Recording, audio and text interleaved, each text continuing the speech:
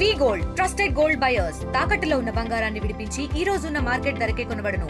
మరిన్ని వివరాలకు సంప్రదించండి 7710 కుమార్ నాయుడు, శ్రీకాళహస్తి పట్టణ బీజేపీ యువత అధ్యక్షుడిని. మొన్నటి రాత్రి అనగా 27 శనివారం రాత్రి 10:30 హోటల్ నవయోగాకి నేను వెళ్ళడం జరిగింది.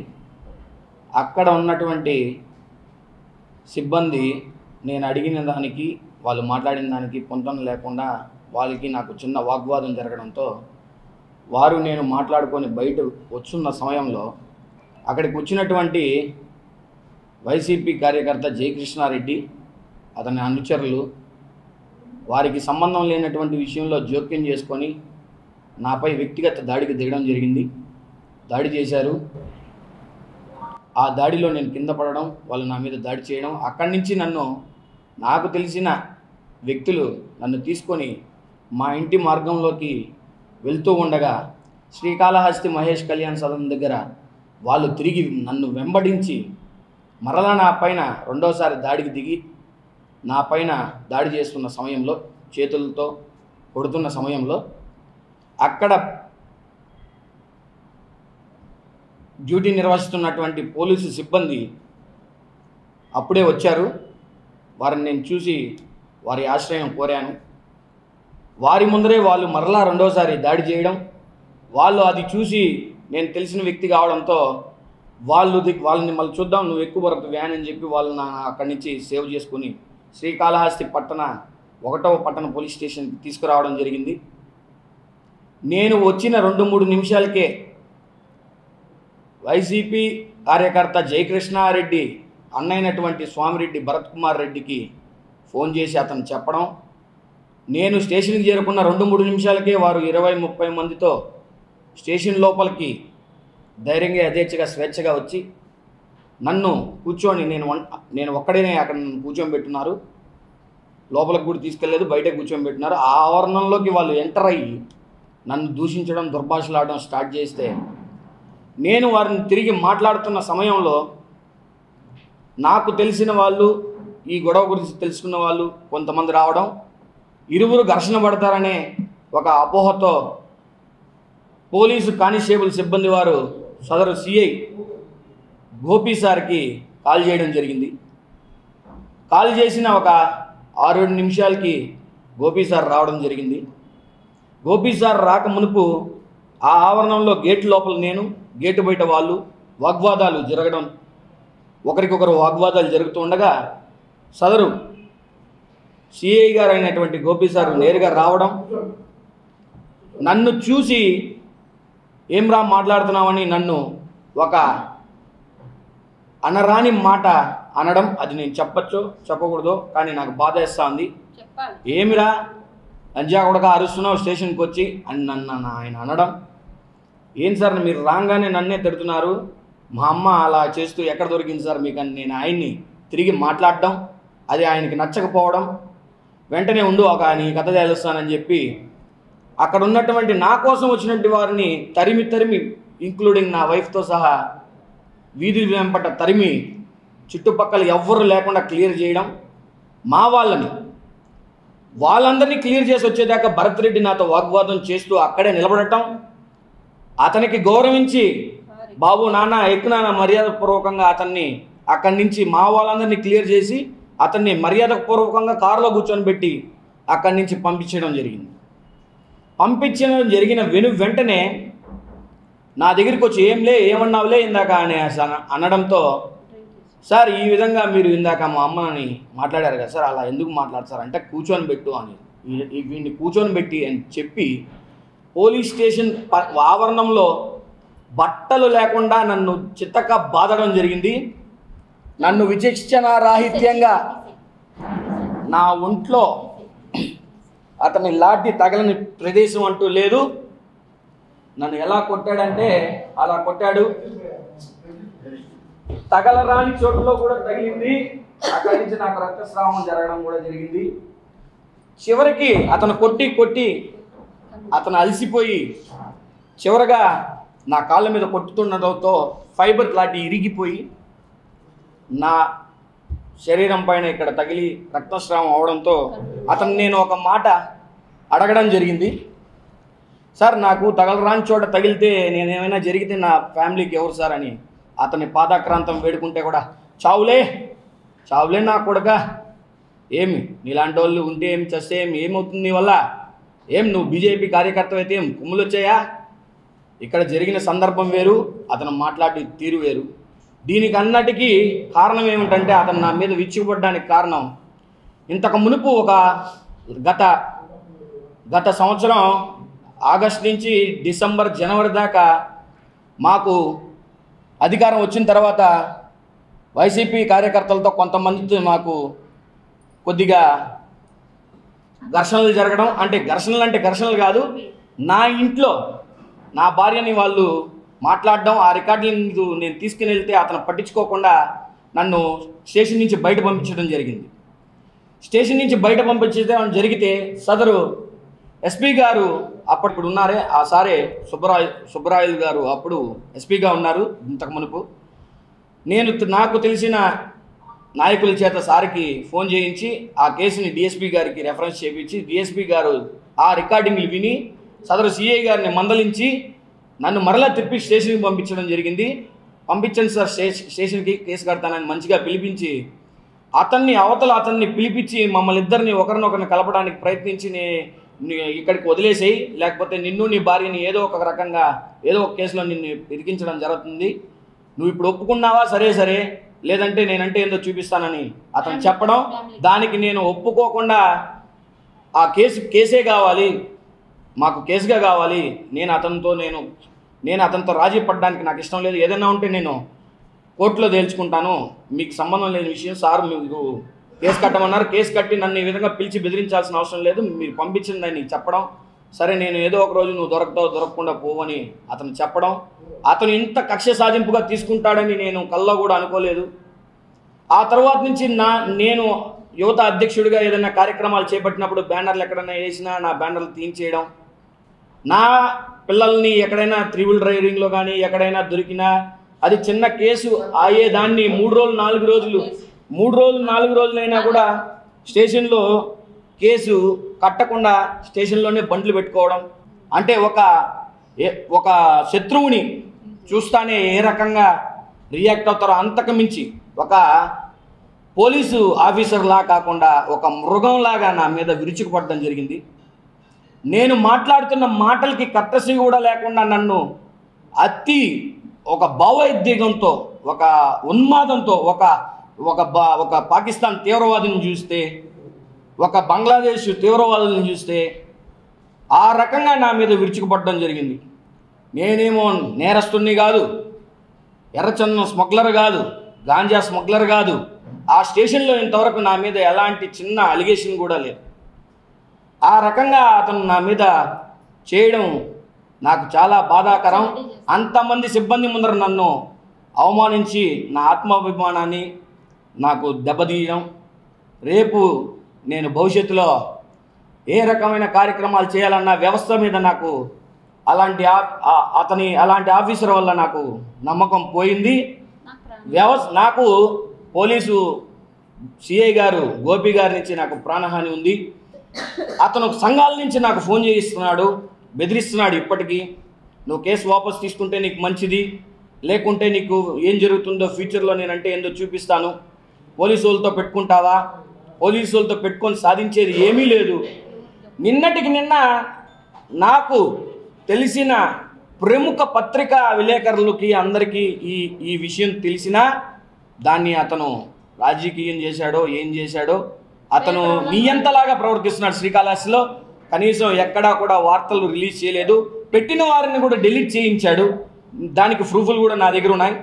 నేను దీన్ని పత్రికాముఖంగా మీ అందరి సమక్షంలో నేను కోరుకునేది ఏంటంటే, రాష్ట్ర అధ్యక్షులు పివిఎన్ మాధవ్ గారిని, అలాగే ఈ రాష్ట్ర ముఖ్యమంత్రి వర్యులు, ఉప ముఖ్యమంత్రి వర్యులు, రాష్ట్ర ముఖ్యమంత్రి వాళ్ళు చంద్రబాబు నాయుడు గారిని, ఉప ముఖ్యమంత్రి వారు పవన్ కళ్యాణ్ గారిని, హోమ్ మినిస్టర్ వంగల్పూడి అనిత గారిని, సదరు శ్రీకాళహస్తి సంబంధించినటువంటి తిరుపతి జిల్లా ఎస్పీ గారిని కోలేది ఏమిటంటే, స్టేషన్లో ఉన్నటువంటి సీసీటీవీ ఫుటేజ్ని పరిశీలించి నాకు సరైన న్యాయం చేసి ఒక సామాన్యుడికి నాకు జరిగింది ఈ విధంగా.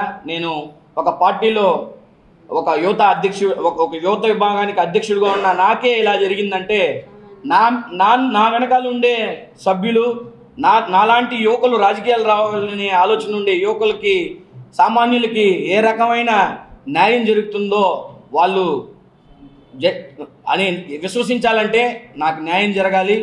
అందరూ నాకు సహకరించి ఆ సీసీటీవీ ఫుటేజ్ చూసి నాది తప్పుంటే నాపైన చర్యలు తీసుకోవాలి. సదరు సిఐ గారిది తప్పుంటే సిఐ గారిని పై చర్యలు తీసుకొని అతన్ని చట్టపరమైన ఏదైతే శిక్షలు నాకు అతనికి నా తప్పుంటే నా పైన, అతని తప్పుంటే అతని పైన చట్టపరంగా ఏదైతే శిక్ష అమలు చేయాలో దాన్ని చేసి నాకు న్యాయం చేయాలి. అందరూ నన్ను ఈ విషయంలో నాకు సహాయం చేయాలని కోరుకుంటూ సెలవు తీసుకుంటున్నాను. ఎస్పీ గారి దృష్టిలో ఉంది. కొంతమంది నాయకులు నాకు తెలిసిన వాళ్ళకి దృష్టిలో పెడితే అక్కడ రివర్స్గా చెప్పారు నా మీద. దానికనే నేనేమంటున్నానంటే అక్కడ స్టేషన్లో ఎవ్రీ మూమెంట్ రికార్డ్ అవుతుంది కాబట్టి ఆ సీసీటీవీ ఫుటేజ్ని పరిశీలించి నా పైన తప్పుంటే నా పైన, అతని పైన తప్పుంటే అతని పైన చర్యలు తీసుకోమని నేను వేడుకుంటున్నాను సార్. పార్టీలో పెద్దలకి తెలియజేశాను. అందరూ గరుడు సేవలో ఉన్నారు, అదని ఇదని అందరూ చెప్పారు. దానిపైన చెప్పాము. దానిపైన అంతకుముందు కూడా అతని దృష్టిలో పెట్టాము, మా పార్టీ పెద్దల దృష్టిలో పెట్టాము. ఫోన్లో చేసి మందలిచ్చారు. కానీ అతను అవన్నీ ఏం లెక్క చేయలేదు. బీజేపీ పార్టీ అంటేనే ఆ సిఐ గారు విరుచుకుపడ్డం. వైసీపీ వారు నేను అక్కడికి వచ్చిన టైంలో 30 మంది నా మీదకి వచ్చి వాగ్వాదం చేస్తే ఒకవేళ పార్టీ పరంగా తీసేసినా నేను ప్రొటెక్షన్ కోసం మీ సిబ్బంది నన్ను అక్కడికి తీసుకొచ్చారు సార్.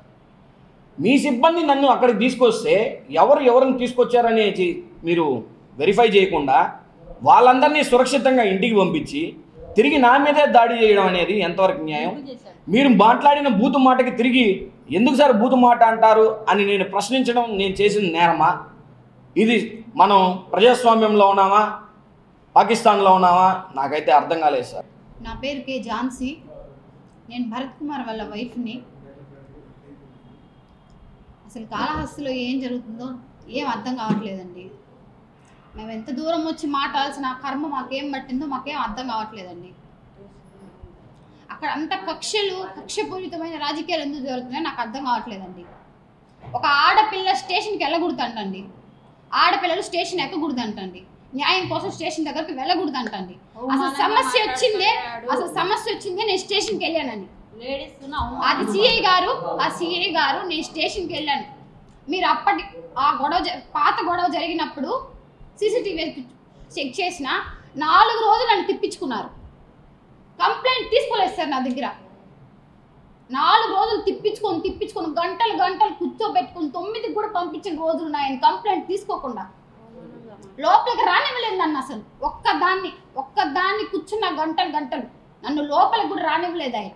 పాత గొడవలు జరిగినప్పుడు అది అప్పటి నుంచి జరుగుతుంది. ఆయన అప్పటి నుంచి మనసులో పెట్టుకోన్నారు. ఇంకొక విషయం ఏంటంటే సార్, నేను ఒక విషయం చెప్తాను సార్. మేము ఎందుకు వెళ్తాం సార్ రక్షణ కోసం? అక్కడికి కాపాడతారని వెళ్తాం కదా సార్. తిరిగి మా మీద దాడి చేయడం ఏంటి సార్? నేను అక్కడే ఉన్నాను సార్. కుక్కను కొట్టినట్టు కొట్టారు సార్. ఒక్కడే ఉన్నారు సార్. 30 మంది పోలీసులు ఉన్నారు సార్. నోరు తెరిస్తే బూతులు మాట్లాడతారు ఆయన. ఇంకొక విషయం సార్, అది మా ఆయనకి తెలియదు, నేను ఇక్కడ చెప్పేస్తున్నాను. నేను ఇంతవరకు చెప్పలేదు మా ఆయనకి కూడా. సారు ఫుల్గా డ్రింక్ చేస్తున్నారు సార్. సిఐ సారు ఫుల్గా డ్రింక్ చేస్తున్నారు డ్యూటీలో సార్. అక్కడికి వచ్చారు మీరు, మేము అక్కడే ఉన్నాము. లోపలికి వెళ్ళాలి. అసలు ఏం జరిగింది, ఎక్కడ జరిగింది, ఏమైంది, ఎవరిది తప్పు కాదు. మీరు అడగకుండా ఒక మృగంలాగా, వీధి రౌడీ లాగా కర్ర లాఠీ తీసుకుని 4 పక్కల తరుముకున్నారు సార్. మేము ఆ లేడీస్ ఉన్నామని కూడా చూడకుండా మమ్మల్ని కూడా తరుముకున్నారు ఆయన. ఎట్లా ప్రవర్తించారంటే నోరు తెరిస్తే బూతులు. ఎక్కడ సార్? ఏం సార్ యూనిఫామ్ వేసుకొని ఏంటి సార్ ఇవన్నీ చేయడం? భయం ఉంది సార్. స్టేషన్కి వెళ్ళాలంటే మాకు రాకూడదంట. మీరు లేడీస్ ఎందుకు వస్తున్నారు స్టేషన్కి? ఇంకా మేము ఎక్కడికి వెళ్ళాలి సార్ న్యాయం కోసం? ఇంకొకసారి మేము లోపలికి వెళ్ళేటప్పుడు మా ఫోన్ తీసేసుకుంటున్నారు. మేము ఏమన్నా చెప్పడానికి అక్కడ ఏం జరిగిందో మీకు ఎట్లా తెలుస్తుంది సార్? మా ఫోన్లో ఉండట్లేదు, మమ్మల్ని మాట్లాడనియట్లేదు. మమ్మల్ని ఏం చెప్పని ఇట్లా మా ప్రూఫ్లు చూడట్లేదు ఆయన. మేము ఏమైనా ప్రూఫ్ పెడితే అది వినట్లేదు, చూడట్లేదు ఆయన. అసలు నిన్నేం జరిగిందో ఆయన కంప్లీట్ గా తెలియదు. మనిషిని చూడంగానే కొట్టాలనిపించి కొట్టడం అసలు సార్ కాన్స్టిట్యూషన్ లో ఉందా సార్ కొట్టమని? మర్డర్ చేసిన వాళ్ళు కూడా కొట్టకూడదు కదా సార్. అలా కొట్టడం ఏంటి సార్? అసలు తగులు రాని చోటు తగులుతుంది సార్. మా ఫ్యామిలీకి ఆయన బాధ్యత వహిస్తారా? ఎందుకు కొడతారు సార్? నేను అడిగాను సార్ అదే మాట. నేను దగ్గరికి వెళ్ళాను సార్ ఆయన దగ్గరికి. మీరు ఎందుకు కొడతారు సార్? ఫస్ట్ కూర్చొని పెట్టి మాట్లాడాలి కదా సార్. నేను దగ్గరికి వెళ్తే నాకు స్మెల్ వచ్చింది సార్, భయంకరమైన స్మెల్ వచ్చింది సార్. నేను మొహం మీద అడిగాను సార్, సార్ మీ బ్రీత్ టెస్ట్ చేయించండి ఫస్ట్, సార్ చేయించండి. సార్ తాగున్నారు, తాగి విచక్షణరహితంగా ప్రవర్తించారు. అంటే అక్కడున్న కానిస్టేబుల్ ఆయనకి ప్రొటెక్షన్ ఇచ్చి లోపలికి తీసుకెళ్లి కూర్చోబెట్టారు. 12 గంటలకు కూర్చోబెట్టిన మనిషిని 4 వరకు కూడా బయటికి రానివ్వలేదు. సిఐ గారు బయటికి రాలా, మమ్మల్ని లోపలికి పోను. ఎందుకంటే నేను కనిపెట్టేశాను కాబట్టి, ఆయన తాగున్నారని నేను కనిపెట్టాను కాబట్టి. ఆయన నాకు ఆల్రెడీ వార్నింగ్ ఇచ్చారు సార్. దానికి ముందు కేసు అప్పుడే వార్నింగ్ ఇచ్చారు సార్. అమ్మా నా ముందు నువ్వు గట్టిగా మాట్లాడద్దు, నేనేం చెప్తే నువ్వు అది విను. నువ్వు గట్టిగా ఎందుకు మాట్లాడుతావు నాతో? అసలు నువ్వు మాట్లాడడానికి నీకు రైట్ ఏముంది? ఈ అబ్బాయి వచ్చారు సార్, మా ఆయన వచ్చారు. 4 రోజులు నేను ఒక్కదాన్ని తిరుక్కున్నాను సార్. ఇంకా నా వల్ల కాదని మా ఆయన పిలిచాను సార్. నా వల్ల కావట్లేదు, నువ్వు ఒకసారి రాను. అప్పుడు ఆయన ఊర్లో లేదు సార్, స్టెప్స్ ఎక్కాడు సార్, అంతే సార్. ఆయన నేను ఉన్నాను సార్ పక్కనే, మీకు సీసీటీవీ ఫుటేజ్లో కూడా అమ్మ నా బూతులు తిట్టారు సార్. మొత్తం చుట్టూ కానిస్టేబుల్ ఉన్నారు, ఎవరు లేరు, మేము ఇద్దరమే ఉన్నాం. మీరు సీసీటీవీలో చూడొచ్చు. అమ్మ నా బూతులు. అసలు ఆయన ఎందుకు తిడతాడో మాకు అర్థం కావట్లేదు, ఆయన ఏం చేస్తాడో మాకు అర్థం కావట్లేదు. స్టేషన్కి వెళ్ళాలంటే భయం వేస్తుంది సార్, సీరియస్గా చెప్తున్నాను సార్. నేను అందరికి కూడా చెప్తాను, మేము స్టేషన్కి వెళ్ళకుండా ఎక్కడికి వెళ్ళాలి సార్? పార్టీల దగ్గరికి వెళ్ళాలా? అంటే అక్కడికి వెళ్తేనే మాకు న్యాయం జరుగుతుందా? స్టేషన్ ఉండేది ఎందుకు? ఆడపిల్లలకు రక్షణ లేదా? ప్రూఫ్లు చూపిస్తున్నా మీరు పట్టించుకోకపోతే మీరు ఎందుకు సార్? సార్ దయచేసి నేను చెప్తున్నాను సార్. సార్ చంద్రబాబు నాయుడు గారికి చెప్తున్నాను సార్, పవన్ కళ్యాణ్ గారికి చెప్తున్నాను. కాళహస్తి పోలీస్ స్టేషన్లో, 1 టౌన్ స్టేషన్లో గందరగోళం జరుగుతుంది. అక్కడ మాకు ఎవరికి న్యాయం జరగట్లేదు, మా వల్ల కావట్లేదు. మేము స్టేషన్కి వెళ్ళకూడదంట, ఆడపిల్లలు స్టేషన్కి రాకూడదంట. బెదిరిస్తున్నారు సిఐ గారు, నోటికి వచ్చిన బూతులు మాట్లాడుతున్నారు ఆడపిల్లల్ని. ఆయన పేరు గోపి, ఆయన పేరు గోపి. ఇతను పార్టీలో ఉన్నారు, జనసేన పార్టీలో, గొప్ప పార్టీ. భారతీయ జనతా పార్టీలో ఉన్నారు ఆయన, గొప్ప పార్టీ. ఆ పార్టీలో ఉండి కూడా న్యాయం జరగట్లేదు ఏంటి సార్? వాళ్ళకి సపోర్ట్ చేస్తున్నారు ఏంటి సార్ ఎంతసేపైనా? నాకు అర్థమైంది ఏంటంటే సార్, నేను ఆ కాసేపట్లో ఎన్ని రాజకీయాలు జరిగాయో నాకు తెలుసు సార్. వైసీపీకి సపోర్ట్ చేసి ఆయన అందరినీ తరిమి కొట్టి దెబ్బలు చూపిస్తుంటే కూడా ఆయన ఆ మారిగా కుక్కను కొట్టినట్టు కొడుతుంటే మీరు ఎందుకు కొడుతున్నారు సార్ అంటే, ముందు అమ్మాయిని బయటికి దూయండి అన్నారు సార్. ఆయన ఒక్కదాని నుంచో ఉంటే ఏం సార్? ఎక్కడికి ఏమవుతుంది సార్? అక్కడ ఏం జరుగుతుంది సార్? ఎందుకు అందరు చూస్తూ గమ్మున ఉంటా నాకు అర్థం కావట్లేదు సార్. సార్ లేరు సార్, ఎమ్మెల్యే గారు లేరు సార్, ఊర్లో లేరు. వాట్సాప్ చేస్తున్నాము, చెప్పున్నాము. బృందం గారు వచ్చి చూశారు. ఆమె నేను మాట్లాడతాను అన్నారు, కానీ ఈ మధ్యలో సార్ నిన్న కోలానంద్ గారు కూడా వచ్చారు, బెదిరిస్తున్నారు సార్ మమ్మల్ని. మాకు ఫోన్స్ చేపిస్తున్నారు సార్, అంటే కేసు వెనక్కి తీసుకో, రాజీ పడు, రా మాట్లాడదాం. సిఐ సపోర్ట్ చేస్తున్నారంటే ఏ రకంగా అంటే, స్టేషన్కి వాళ్ళందరూ 20 మంది 30 మంది వచ్చారు కదా, వాళ్ళని ఏమీ ప్రశ్నించలేదు ఇంతవరకు. వాళ్ళ దగ్గరికి ఫోన్ చేసి మీ మీద కేసు అయిందని కూడా చెప్పలేదు. అవును అంతే సార్.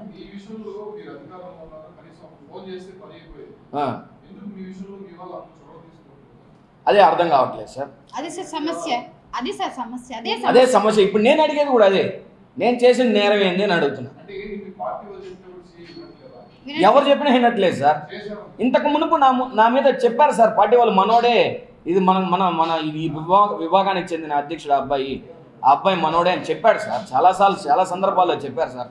కేవలం దీనికి ఉన్న రీజన్ ఏంటంటే, అక్కడ నాకు వ్యతిరేకంగా ఆ రోజు నేను కేసు కట్టించిన వాళ్ళు అతనికి చాలా దగ్గర సార్. సేమ్ కమ్యూనిటీని కాపాడుకునే దానికి నిన్న ఫోన్లో కూడా అంటాడే, వాళ్ళతో నీకేం పని, వాళ్ళ మీద ఎందుకు కట్టావు కేసు అంటాడు ఎంతసేపు అయినా. అది నా వ్యక్తిగతం సార్. నాకు అన్యాయం జరిగిందంటే నేను ఎవరి మీదైనా కేసు కట్టిస్తాము. నాకు న్యాయం కోసమే కదా మీ దగ్గరికి వచ్చాను. నేను న్యాయం కోసం మీ దగ్గరికి వచ్చినప్పుడు వాళ్ళ గురించి మీరెందుకు మాట్లాడతారు? కేసు అయితే కోర్టులో చూసుకుంటాము. అది అతనికి నా మీద బాధ సార్, నా మాట వినలేదని.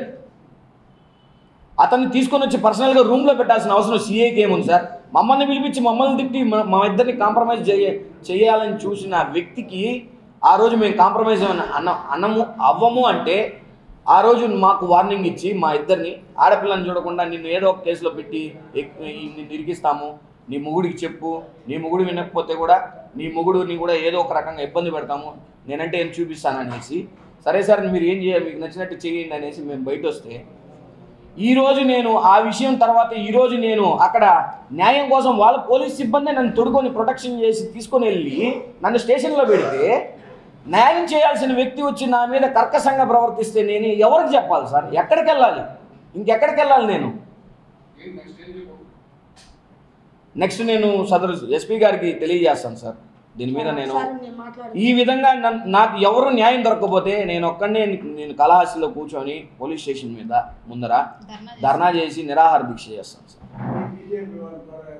నా బీజేపీ వాళ్ళు నాకు మద్దతు ఇవ్వాలి సార్. నేను వాళ్ళని వేడుకున్నాను కదా సార్. ఇప్పుడు మా రాష్ట్ర అధ్యక్షుడు చెప్పాను, మా జిల్లా అధ్యక్షుడు సామంత శ్రీనివాస్ గారిని, మా నాయకుడు కోలానంద్ గారిని, వీళ్ళందరినీ కలిసి దీని మీద వాళ్ళు ఏం చెప్తారో అభిప్రాయాన్ని తీసుకొని ఎవరు నాకు న్యాయం చేసినా చేయకపోయినా నేనైతే దీని మీద పోరాడతాను సార్. నాకైతే అన్యాయం జరిగింది, నాకు జరిగినట్టు ఇంకొకరికి జరగకుండా దీని మీద ఎంత దూరమైనా వెళ్ళి చర్యలు తీసుకోబోతున్నాను సార్.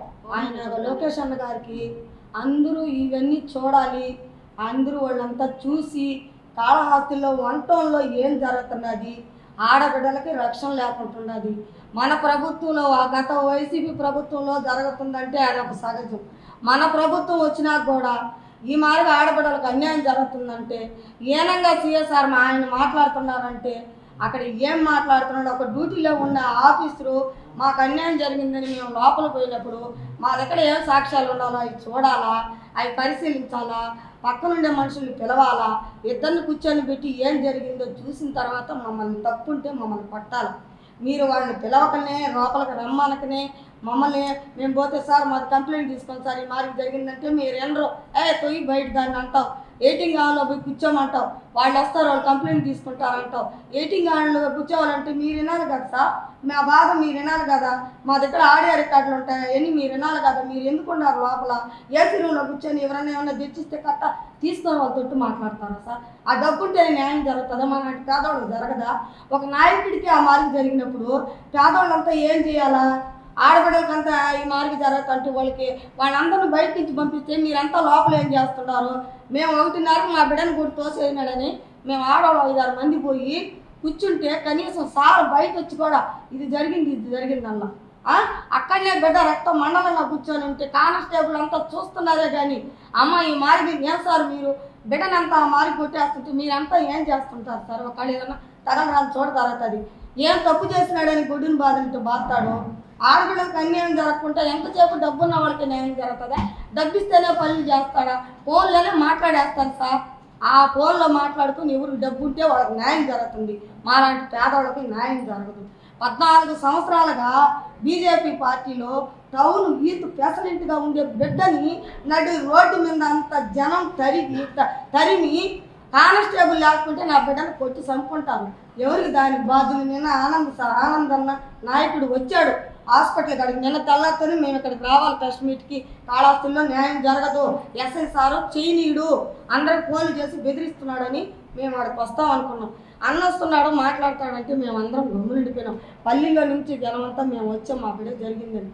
అక్కడికి వచ్చి అన్న ఏం చెప్పాడంటే ఆయనకు ఫోన్ చేశాడు, మీ బిడ్డ అట్టా ఇట్టా అని చెప్పేటట్టుకి మళ్ళీ ఆ అబ్బాయిని కన్వర్ట్ చేసి సారీ చెప్తాడంట, నువ్వు నీ భార్య పోలీస్ స్టేషన్ కాడికి పోండి, మేమే పోలీస్ స్టేషన్ కాడికి పోతే ఆయన సారీ చెప్పేస్తాడంట. సార్ నా బిడ్డ నీ మార్గ రక్తమండాలుగా కొట్టి గొడ్డును కొట్టినట్టు ఏ తప్పు చేయకుండా కొట్టిన తర్వాత ఆయన సారీ ఎందుకు చెప్తాడు అంటే లోపల కూర్చొని సారీ చెప్పేస్తాడా? ఏంటి సార్ ఇది? ఆ రోజు కూడా నా బిడ్డ నీ మార్గంతో మాట్లాడినాడు, ఫోన్ ఎత్తుకొని పోతే ఏ రికార్డులు ఎనకపోయా బయట దూయిద్దాన్ని రుచితమ్మ కాడికి పోయి నేను ఫోన్ చేపిస్తే ఎవడెక్కడ ఎమ్మెల్యే భార్య కాడి నుంచి ఫోన్ చేయించింది అని అంటాను. నేను తెలుగుదేశం పార్టీలో సభ్యురాలు, కావాలంటే నా ఫోన్లో ఉండాలి చూడండి సార్. చంద్రబాబు నాయుడు అరెస్ట్ చేసినప్పుడు నుంచి మేము ఎట్ట పోరాడి మేము ఎట్ట పార్టీ తరఫున కష్టపడి మేమంతా చేస్తే మానాంటి వాళ్ళకి న్యాయం జరగకపోతే పేద సాదాలు వచ్చి ఆడ కూర్చుంటే మీరు ఏ న్యాయం చేస్తారు? మీరు డ్యూటీ చేస్తున్నారా, బోకర్ పనులు చేస్తున్నారా? నాకు అసలు అర్థం కావడం లేదు. పెద్ద పెద్ద వాళ్ళకి మీరు పలుకులు చేస్తారా? మీరు ఫోన్లో ఉండే మాట్లాడుకొని లావాదేవీలు చూసుకుంటారా? మాలాంటి పేదవాళ్ళు చేస్తారా? దయచేసి సీఎం చంద్రబాబు నాయుడు గారు ఇది చూడాలి. డిప్యూటీ సీఎం పవన్ కళ్యాణ్ అన్నగారు మీరు తప్పకుండా చూడాలి. చూసి ఆడబిడ్డలకి నేను న్యాయం చేస్తాను, నేను వచ్చాను, నేను ఉండాలన్నావే ఆ మాట మీరు ఒకసారి కాళేశ్వరం మీద పెట్టాలా? ఆ దృష్టి మీరు చూడాలా? ఇదే మార్గం ఇతరకు అవమానం జరిగితే మీరు ఎట్ట ముందుకు వచ్చారో, మీరు ఎట్ట మాట్లాడినారో ఆ మార్గం మీరు మాట్లాడి నా బిడ్డకి న్యాయం చేయాలని నేను దయచేసి మిమ్మల్ని అందరినీ కోరుకుంటున్నాను. తప్పు ఎవరుందో, నా బిడ్డ తప్పు చేస్తుంటే సీసీ ఫోటోలు చూడమను. ఆ సార్ ఎందుకు మృగంలో ప్రవర్తించాడో అది కూడా మీరు ఎన్క్వైరీ చేయాలని, తప్పకుండా నా బిడ్డను కాపాడాలని, నా బిడ్డకు కూడా ప్రాణహాని ఉండాలి. మహేష్ కళ్యాణ మండపం కాడ సీసీ కెమెరాలు ఉన్నాయి. వాళ్ళు ఎట్టొచ్చారు, ఎంతమంది వచ్చారు, వాళ్ళకి ఏం ఖర్చు అక్కడ చూడాలి. ఆయన దయచేసి చంద్రబాబు నాయుడు గారు, లోకేష్ అన్న గారు, పవన్ కళ్యాణ్ సార్ గారు ఇవి చూసి అప్పుడెట్లా న్యాయం చేశాడో పవన్ కళ్యాణ్ గారు అదే మరి చేయాలని మేము కోరుకుంటున్నాం. మీ సిబ్బంది నన్ను తీసుకొచ్చారు కదా, నన్ను చూడంగానే మీరు ఏదో మనసులో పెట్టుకొని కక్ష సాధింపు చర్య కాకపోతే నా మీద చేసుకోవడం ఏంది? నన్ను చూడంగానే బూతు పదాలు మాట్లాడటం ఏంది? నాతో వచ్చిన వాళ్ళని తరిగి కొట్టి వాళ్ళందరినీ అక్కడే పెట్టి ఒక రౌండ్ వేశారు సార్. మొత్తం స్టేషన్ చుట్టూ అదంతా చల్లా చెదురు చేశారు సార్. నాతో వచ్చిన వాళ్ళందరినీ కొట్టారు సార్. నా భార్యని, మా అత్తని తరుముకున్నారు సార్ అందరినీ. వాళ్ళు మాత్రం సారు అన్ని రౌండ్లు వేసుకుని తిరిగి వచ్చేదాకా స్టేషన్లో నాతో వాగ్వాదంలోనే ఉన్నారు. హ్యాపీగా క్షేమంగా సార్ వచ్చి మళ్ళా ఏ బాబు చేయబట్టుకొని భరత్ రెడ్డి అనే అబ్బాయిని, ఏ బాబు ఏం మర్యాద ఉండదు నీకు, ఎక్కుతావా ఎక్కువ, ఏ బాబు నేను కొడుకుని లంజా కొడుకుని, నా పైన దాడి చేసిన వ్యక్తి ఆడే ఉన్నాడు కదా, అప్పుడే వాళ్ళందరినీ కూడా లోపలికి పిలిచి ఎవరెవరైతే వాళ్ళ తమ్ముడు అతను ఇద్దరు లోపలికి వచ్చి ఉంటారు, నన్ను లోపలికి తీసుకొని వచ్చి అసలు ఏం జరిగింది, నువ్వెందుకు ఇన్వాల్వ్ అయ్యావు, నువ్వెందుకు ఇతన్ని మాట్లాడావు, నన్ను అతన్ని ప్రశ్నించి ఏం జరిగిందో సర్ది చెప్పి అక్కడి నుంచి పంపించవచ్చు కదా సార్. వాళ్ళని క్షేమంగా రాజబాటలో వాళ్ళని బండిలో ఎక్కించి పంపించి తిరిగి వచ్చి నన్ను కూర్చొని పెట్టి గొడ్డుని బాదినట్టు బాది అతని కసి తీరకపోతే ఆ ఫైబర్తో 20 దెబ్బలు నా కాలి మీద కొట్టి ఫైబర్ ఇరిగి ఆ ముక్క నా కూర్చొని రక్తస్రావం అయ్యేటప్పుడు నేను సార్ని ఒక మాట అడిగాను సార్, ఇక్కడ గుచ్చుకుని సార్ ఇప్పుడు నా మోకాల మీద కొట్టారు, నా మర్మాంగాల మీద ఎక్కడైనా తగిలి నేను చస్తే నా ఫ్యామిలీకి ఎవరు సార్ బాధిందంటే చావురా లంజా కొడుక అంటారు సార్ నన్ను. తెలుగులో న్యూస్ కి ఫాస్టెస్ట్ యాప్ ఇప్పుడు టోటలీ న్యూ అవతార్లో జస్ట్ 5 seconds లో కంప్లీట్ న్యూస్, సోషల్ మీడియాలో ట్రెండ్స్ కి one stop solution, live TV app, voice search option తో ఇప్పుడే డౌన్లోడ్ చేయండి లేదా అప్డేట్ అయిపోండి. యాప్ లింక్ డిస్క్రిప్షన్ లో ఉంది.